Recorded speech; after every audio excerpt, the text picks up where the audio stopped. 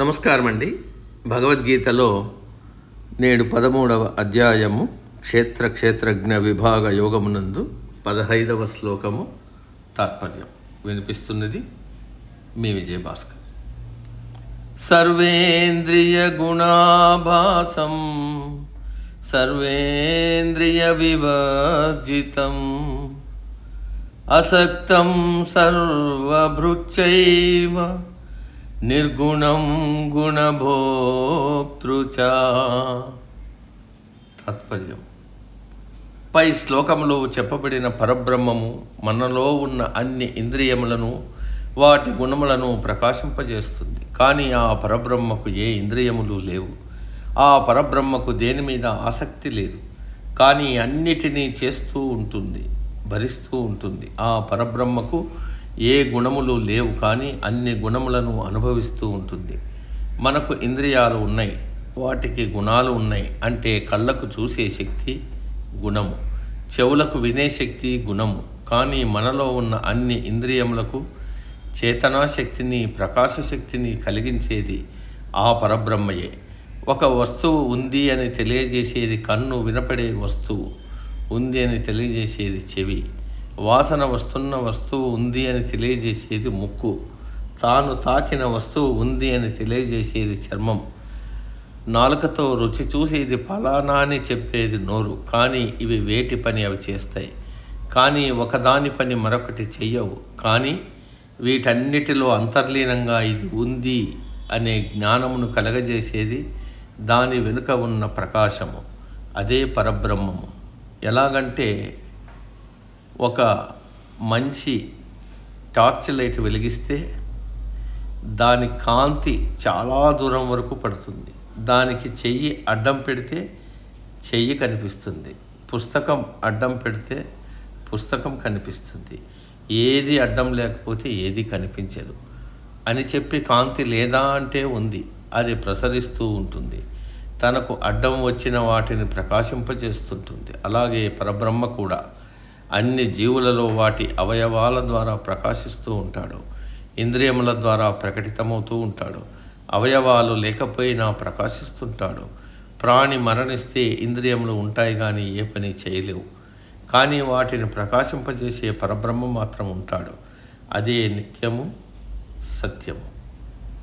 అన్ని ఇంద్రియములకు తన ప్రకాశాన్ని ఇస్తూ ఆ వస్తువులు ఉన్నాయి అనే జ్ఞానాన్ని కలగజేస్తున్న ఆ పరబ్రహ్మ కేవలం ఇంద్రియముల ద్వారా ప్రకటితమవుతుంటాడు. కానీ ఏ ఇంద్రియములలో తాను ఉండడు. ఆ ఇంద్రియములు చేసే పనులకు అంటుకోడు. ఇంతకు మునుపు చెప్పినట్టు టార్చి వెలుగులో పుస్తకం కనపడుతుంది. పుస్తకం అడ్డం తీస్తే పుస్తకం కనపడదు, వెలుగు ఉంటుంది కానీ కనపడదు. ఇప్పుడు కుర్చీ అడ్డం వస్తే కుర్చీ కనపడుతుంది.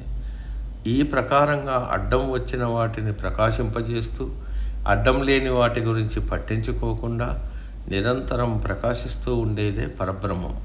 అందుకే అసక్తం అంటే ఏది పట్టనట్టు ఉంటాడు.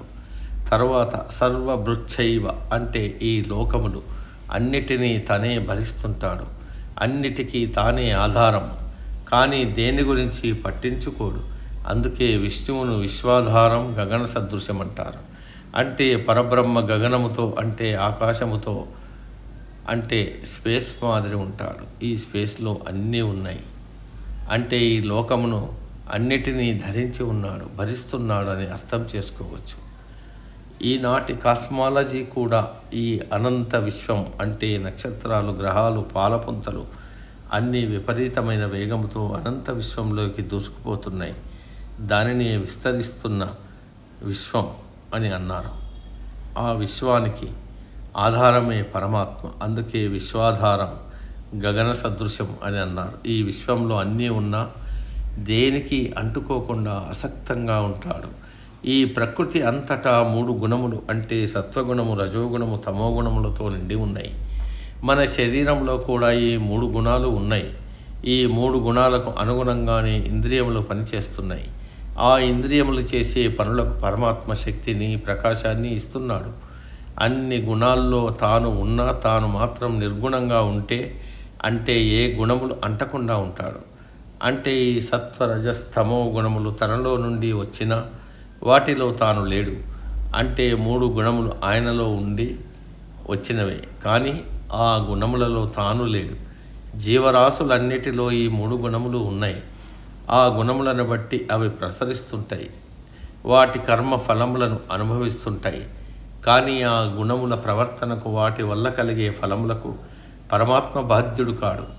ఎలాగంటే లైటు వెలుగులో మంచి పని చేసినా చెడ్డ పని చేసినా లైటుకు ఎలాంటి బాధ్యత లేదు, కేవలం సాక్షిగా చూస్తూ ఉంటుంది.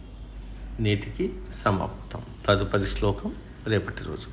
సర్వే జన సుఖినో భవంతు. అందరూ బాగుండాలి, అందులో మనం ఉండాలి.